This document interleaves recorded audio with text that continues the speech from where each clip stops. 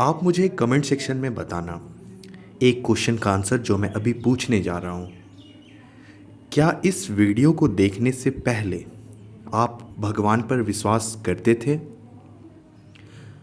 आप कोई भी भगवान पर विश्वास करें, चाहे वो जीसस क्राइस्ट हो, चाहे अल्लाह हो, चाहे भगवान हो, हिंदुओं के देवी देवता हों या सिख हो, तो क्या आप अपने भगवान पर विश्वास करते थे इस वीडियो को देखने से पहले? ठीक है, आप मुझे कमेंट सेक्शन में अपने नाम के साथ आप मुझे बताओ कि हाँ सर मैं भगवान पर विश्वास करता था, नहीं सर मैं भगवान पर विश्वास नहीं करता था। वैसे आज के इस चैप्टर में आप दोनों लोगों के लिए, दोनों लोगों मैंने इसलिए बोला क्योंकि बहुत से ऐसे लोग होंगे जो भगवान पर विश्वास रखते होंगे और बहुत सारे ऐसे लोग होंगे जो भगवान पर विश्वास नहीं रखते होंगे। तो उन दोनों के लिए ये चैप्टर बहुत इम्पॉर्टेंट है।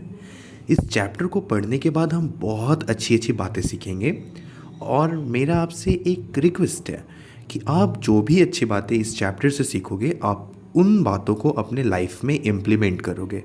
इम्प्लीमेंट करना मतलब है अपनाओगे, ठीक है, उन सारी बातों को अपनाओगे और आप एक बेहतर इंसान बनोगे, ठीक है। तो चलो अब मैं इस चैप्टर को लाइन बाय लाइन पढ़ना स्टार्ट करता हूँ। God is our inner controller. भगवान जो है वो हमें अंदर से कंट्रोल करते हैं। You can neither do any thing nor entertain any thought without his knowledge. और आप उसके मर्जी के बिना आप कुछ भी नहीं कर सकते। He is constant witness not only of each and every activity of yours. भगवान सिर्फ आपके बारे में हर एक चीज़ नहीं जानते बल्कि but also of every ripple of thought arising in your mind.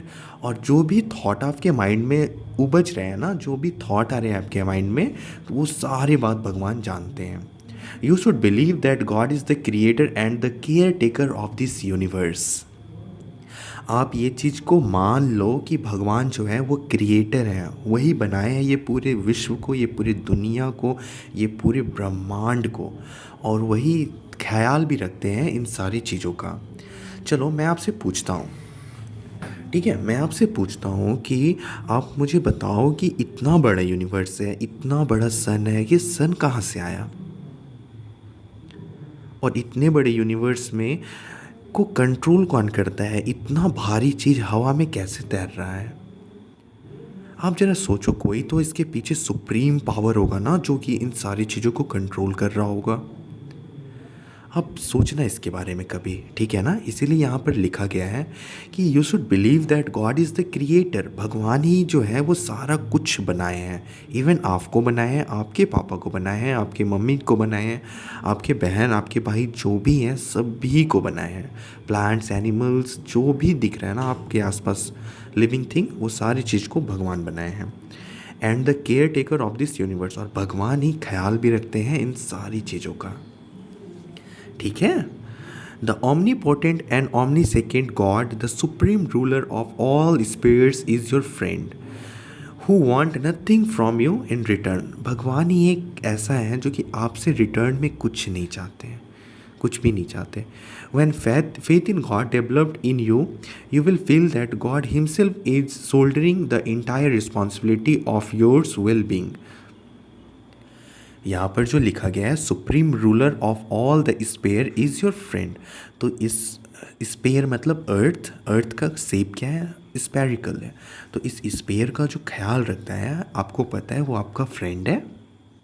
बिल्कुल, भगवान जो है आपका फ्रेंड है और भगवान आपसे बदले में कुछ भी नहीं मांगता है। आपका बहुत हेल्प करता है वो, बट भगवान रिटर्न में कुछ नहीं मांगता।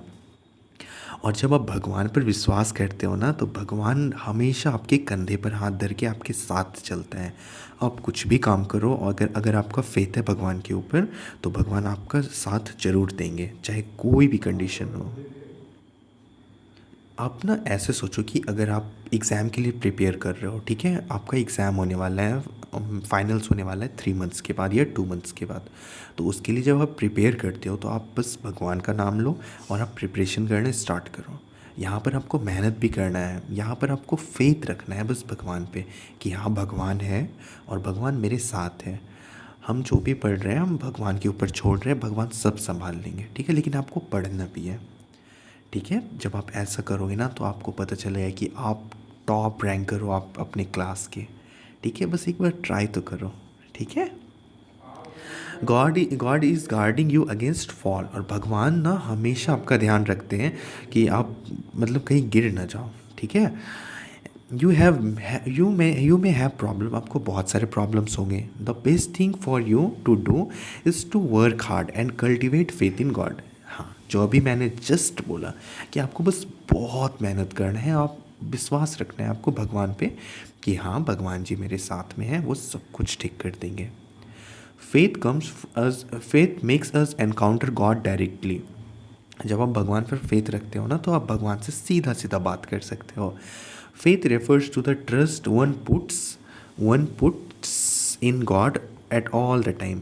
फेथ मतलब क्या होता है? फेथ मतलब होता है भरोसा कि हाँ भगवान है, वो दिखाई नहीं दे रहे कहीं पर, बट भगवान है जो कि हमारा मदद कर रहे हैं, हमारे साथ है हमेशा। Faith is the total surrender to God with full belief without any proof or evidence. आप भरोसा करो भगवान पे बिना किसी प्रूफ का कि हाँ, मतलब आपके अंदर ऐसा नहीं होना चाहिए कि हाँ जब हम भगवान को देख लेंगे ना तब हम भगवान पे फेथ करेंगे। आपको ऐसा नहीं करना है। ठीक है, मैंने बोला ना कि इतना बड़ा यूनिवर्स है, कौन इसको बैलेंस कर रहा है? इतने सारे कोई जन्म कैसे ले लेता है? आप सोचो ज़रा, कोई जन्म कैसे ले लेता है? इतना बड़ा यूनिवर्स है, सन है, सन एक एक सन अपने जगह पर रहता है, अर्थ कैसे रिवॉल्व कर जाता है पूरा, कोई तो कंट्रोल कर रहा होगा ना, सुप्रीम पावर। तो आप कभी भी ऐसा मत बोलना कि हमको प्रूफ चाहिए तब हम मानेंगे कि भगवान है। Therefore, cultivate faith in existence, omnipresence, inner control, benevolence, omnipotence, and infinite knowledge of God.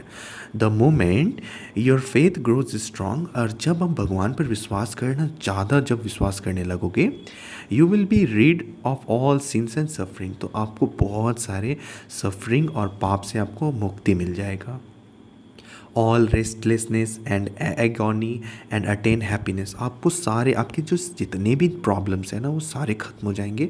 आपके पास प्रॉब्लम्स होंगे आपके लाइफ में, बट आप जब फेथ रखोगे भगवान पे तो आपको इतना हिम्मत मिलेगा कि आप किसी भी प्रॉब्लम को, आपको प्रॉब्लम लगेगा ही नहीं। आप बोलोगे चलो ना देख लेंगे, मेरे साथ तो भगवान है, इस तरीके का फीलिंग आएगा। God himself will take the whole responsibility of your perpetual well being. ठीक है, तो भगवान आपका ख्याल भगवान खुद रखेगा। ठीक है, आपको कुछ नहीं सोचना इसके बारे में।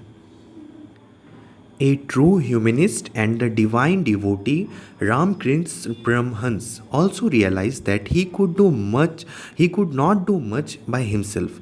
रामकृष्ण परमहंस एक बहुत ही बड़े योगी थे। वो बताएं कि वो रियलाइज़ किए, उनको ऐसा महसूस हुआ कि वो अकेले कुछ नहीं कर सकते हैं। But faith in God made him life successful. But जैसे ही वो भगवान पर विश्वास किए तो उसका ज़िंदगी मानो सफल हो गया।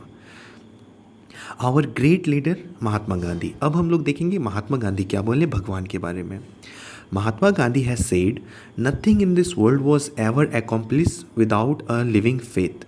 और महात्मा गांधी बोले कि इस दुनिया में कोई भी कुछ हासिल नहीं कर पाया है आज तक जिसके अंदर फेथ ना हो भगवान के ऊपर। ठीक है, he cultivated faith in God and become successful. Mahatma Gandhi भी भगवान पर बहुत फेथ था उनका और वो बहुत सक्सेसफुल है। इतने सक्सेसफुल हैं कि आज आप एक दिन भी ऐसा नहीं गुजरता होगा जब आप उनका नाम नहीं सुनते होंगे कहीं पे, आप उनको देखते नहीं होंगे कहीं पे। आपको हर जगह उनका पिक्चर मिल जाएगा, उनके बात मिल जाएंगे, जो भी वो बात कह के गए हैं ये सारे। ठीक है, F.J.E.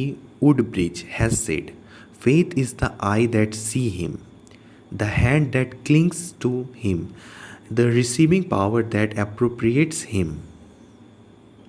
तो इनका भी भगवान के ऊपर यही कहना है कि फेथ जो है, फेथ अगर आप भगवान पर फेथ रख के अगर उनको देख रहे हो तो वो दिखेंगे, अगर हाथ जोड़कर प्रणाम कर रहे हो तो वो आशीर्वाद देंगे, मतलब वो आप रिसीव करोगे powers.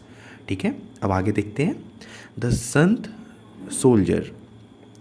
Sant soldier Guru Gobind Singh found his Joy and strength in taking shelter at the feet of God. Shelter मतलब होता है रहना।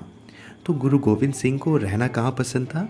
भगवान के पाँव में, जो भी भगवान है उनके पाँव में। इन हिज ऑटोबायोग्राफी मतलब होता है एक ऐसी बुक होती है उसमें किसी के बारे में लिखा रहता है, ठीक है, जो वो खुद से लिखता है। तो ऑटोबायोग्राफी गुरु गोविंद सिंह का, उसमें क्या लिखा हुआ है, और उनका ऑटोबायोग्राफी का नाम है विचित्र नाटक, ठीक है, विचित्र नाटक। द ग्रेट गुरु सेज, और क्या बोले हैं Guru Gobind Singh, I think of him who transcendent time and space, I see him looking at me, मतलब बोलते हैं कि मैं उनको देख सकता हूँ कि वो मुझे देख रहे हैं, and I do as he beckons me to do, और मैं वही करता हूँ जो भगवान मुझे बोलते हैं करने के लिए। आई कम सिंगिंग हिज नेम, और मैं उनका नाम दोहराता हूँ, मैं उनका नाम गाता रहता हूँ। As I go sowing the seed of the eternal, eternal मतलब होता है अमर हो जाना, और ऐसा लगता है कि मैं उनका जो नाम लेकर कर रहा हूँ ना, तो मतलब वो इटर्नल है। Therefore cultivate faith in God and be free of failure worry and sorrow. तो इनका लास्ट में जो कहना है वो ये है, इसका मतलब कि आप बस जो भी काम करने जा रहे हो, चाहे आप पेंटिंग करोगे, चाहे आपका कोई टेस्ट है, चाहे आपका कोई एग्ज़ाम है, या लाइफ में कोई भी प्रॉब्लम है, आप बस फेथ रखो भगवान पे और आप सारा चीज़ उनके ऊपर छोड़ दो। अगर उसके बाद फेलियर भी मिलता है तो वो भी ठीक है, अगर आपको उसके बाद चिंता भी होता है तो वो भी ठीक है, अगर आप उसके बाद अगर आपको दुख भी होता है, सॉरो भी होता है, तो वो भी ठीक है, ठीक है। बट आपको भगवान पर फेथ रखना है, और जब आप भगवान पे फेथ रखोगे ना तो सारा कुछ आसान हो जाएगा, ठीक है। तो आप मुझे बताओ कि कैसा लगा आपको ये chapter, cultivate faith in God. I hope आपको ये चैप्टर अच्छे से समझ आ गया होगा और बहुत सारी आप बातें सीखे होंगे इस चैप्टर से। अब आप मुझे बताओ कि आप इस वीडियो को देखने के पहले, मतलब आप मुझे सुनने से पहले, आप भगवान पर विश्वास करते थे कि, और क्या अब आप भगवान पर विश्वास करोगे कभी? मुझे बताना, मुझे कमेंट सेक्शन में बता देना। और अगर आप चैनल पर फर्स्ट टाइम सुन रहे हो मुझे, तो आप सब्सक्राइब करना, और ये वीडियो आप अपने फ्रेंड्स के साथ शेयर करना जो आपके बहुत अच्छे फ्रेंड हैं, ताकि वो भी अच्छी अच्छी बातें सीखें, ठीक है। मैं आपसे बहुत जल्दी मिलूँगा नेक्स्ट वीडियो में, तब तक के लिए बाय।